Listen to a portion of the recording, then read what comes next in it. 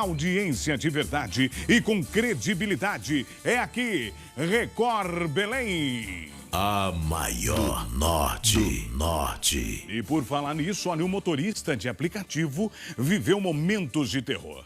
Isso durante um assalto, gente. Ele foi rendido por criminosos armados e mantido refém dentro do próprio carro por mais de 1 hora.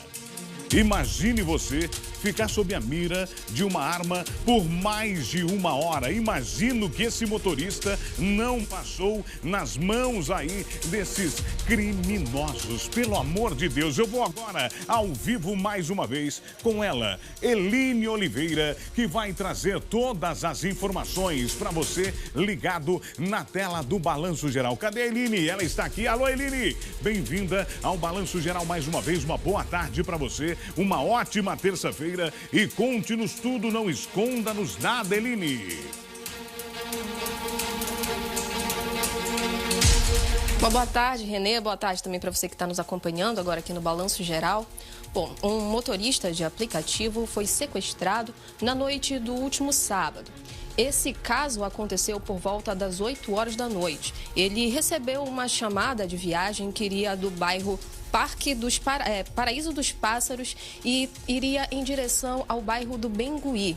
Justamente por ser num horário mais cedo, por volta das 8 horas da noite, esse motorista de aplicativo realmente não suspeitou que poderia se tratar de um sequestro, de uma ação criminosa. Já era a última viagem da noite e ele já estava se preparando para voltar para casa quando tudo isso aconteceu. Ele já trabalha como motorista de aplicativo há cerca de 6 anos e nada parecido tinha acontecido com ele. É com essa vítima que a gente vai conversar agora. Ele prefere não se identificar, mas vai contar em detalhes como foram todos esses momentos de terror que ele viveu, Renê. Uma boa tarde, muito obrigada pela tua participação aqui com a gente. Conta pra gente como foi que tudo aconteceu. Boa tarde. Quando eu recebi essa ligação, que ela se destinaria justamente com a direção da minha residência, né? Por volta das 20 horas, ao chegar ao local, apareceu um rapaz e informou que eu solicitei o código de segurança, ele me passou o código de segurança da Uber, e quando eu verifiquei que entrou a corrida, eles adentraram o carro. Ao entrar o primeiro, eu senti que estava tudo tranquilo, só que entrou uma segunda pessoa pelo lado direito. Quando entrou essa segunda pessoa do lado direito, eu senti que ele teria entrado numa situação de assalto.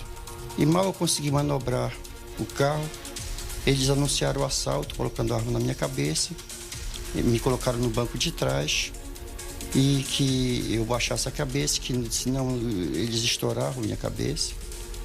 Dali eles entraram em contato com outro marginal para eles se encontrar. Depois eles foram pegar esse marginal lá no Casota. E esse marginal também entrou no carro armado, entrou com uma fita adesiva e imobilizou-lhe as mãos. E começaram a fazer todo tipo de terror, de ameaças com relação à minha pessoa. Pegaram meu celular, pegando as informações sobre a corrida para tentar desligar a corrida. Não conseguiram no primeiro momento. E depois pediram as senhas, porque todo o meu celular era com senhas digitais, né? E eu tive que passar, porque caso eu não passasse, eles também falavam que iriam me dar tiro, essas coisas todas. E eu, com cabeça baixa, eles prosseguiram viagem, pelo que eu percebi, em direção da Doca. Só que ao chegar lá, o movimento estava muito intenso em função da transladação. Eles resolveram voltar e com essas pessoas que eles iam se encontrar, não sei se após que eles estavam da Doca, eles voltaram para outro endereço, dizendo que já iam se encontrar com outro tipo de pessoas de outros locais. Nesse inteirinho, passou-se momentos muito tensos, né, durante essa viagem. Um foi quando, na altura mais ou menos da Senador Lemos, próximo da Praça do Jaú, passou umas 5, 6 motos de policiais militares que pararam, inclusive, no lado do meu carro. Foi um momento muito tenso, porque foi que eles ficaram desesperados e colocaram a arma na minha cabeça. Todos os três estavam armados. E que eu não me manifestasse de jeito nenhum, porque senão eles me estourariam a minha cabeça. Apesar dos policiais pararem bem no lado, mas eles não perceberam nenhum tipo de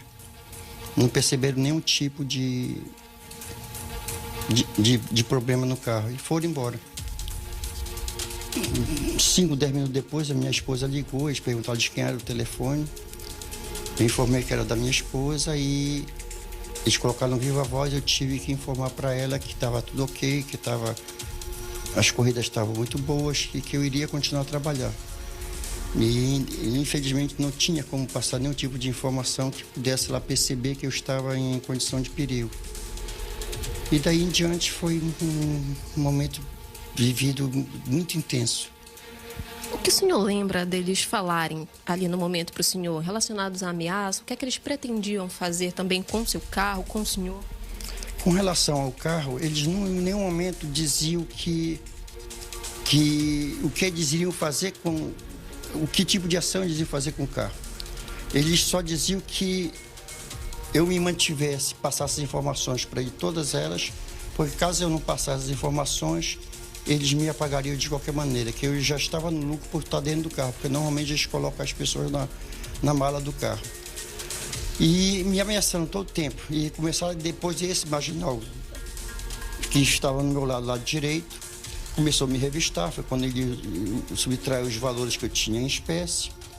E para poder até tranquilizar ele, como ele estava ameaçando, se eu ficasse escondendo algum tipo de coisa, que eu iria sofrer as consequências.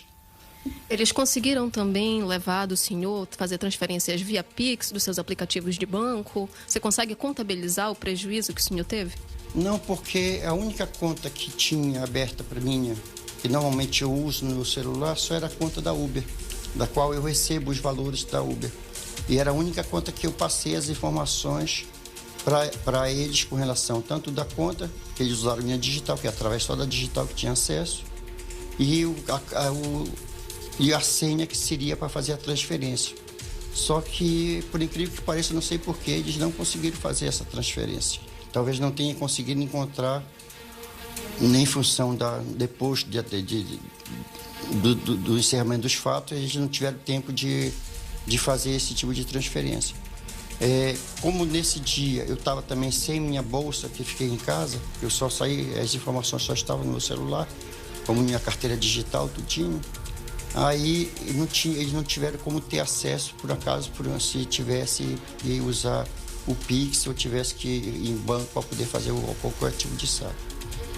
Certo, a gente conversando aqui, você contou que você chegou a entrar em luta corporal com os bandidos e foi assim que você conseguiu fugir do carro. Eu queria até mostrar aqui para vocês alguns detalhes. Aqui na mão dele, pelo que ele falou, isso daqui foi a mordida de um dos bandidos dentro dessa luta corporal que eles tiveram ali dentro do carro. Ele ficou aqui com algumas marcas, aqui como a gente não vai identificar a vítima, a gente não vai mostrar, mas aqui na testa dele, no nariz, a gente também tem aqui algumas marcas dessa briga que eles tiveram dentro do carro. Conta pra gente como foi esses momentos de grande tensão que você conseguiu sair de lá. Como a viagem estava se tornando muito, muito longa e eu senti que cada momento que passava eu ficava mais em aflição. Naquele momento, saber que eles me ameaçavam se eu fizesse algum tipo de ação, que eles me matariam a qualquer momento.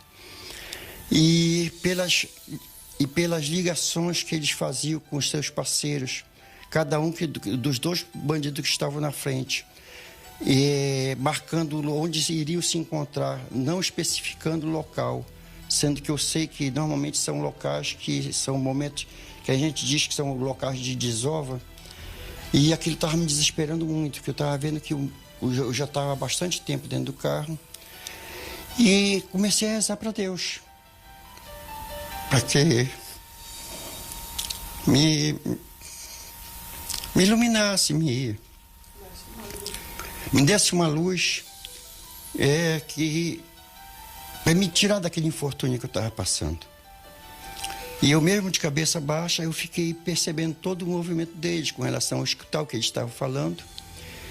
E o bandido que estava no meu lado direito, que ficou só ele atrás, que depois que ele passou a segunda arma para o bandido que estava na frente de carona, ele ficou só com uma arma. E ele pegou, colocou a arma entre as pernas, colocou uma mão esquerda nas minhas costas e a mão direita pendurada assim no vidro do carro, mesmo com o carro fechado. E relaxou, como se tivesse tudo tranquilo, já que eu estava cooperando com eles. E aquilo foi uma luz que Deus me deu. Que eu percebi que aquele momento era o momento que eu podia tomar uma ação. Mas sabia que a partir do momento que eu tomasse essa ação, seria uma coisa sem volta. Bom, certo. Esse foi um momento realmente extremamente tenso de toda essa história aqui que o motorista de aplicativo passou. Foram momentos de verdadeira tensão. Inclusive, esse momento que ele está contando, em que ele entrou em luta corporal com os bandidos, é o que você acompanha nas imagens que estão passando aí enquanto ele está narrando. Foi quando aconteceu essa briga, os bandidos chegaram a atirar, mas a arma não funcionou. A gente vai voltar logo mais aqui para continuar falando dessa história, para continuar conversando com essa vítima e trazendo mais detalhes desse caso. Renê, eu volto com você no estúdio. Muito obrigado, Eline Oliveira, trazendo aí as informações na tela do Balanço Geral ao vivo. Você viu a mão dele? O cara mordeu, o bandido mordeu, o criminoso mordeu a mão do cara, com marcas na testa. Olha aí, ó, a luta corporal que esses caras travaram, eles atiraram, mas a arma, como a gente diz, picotou.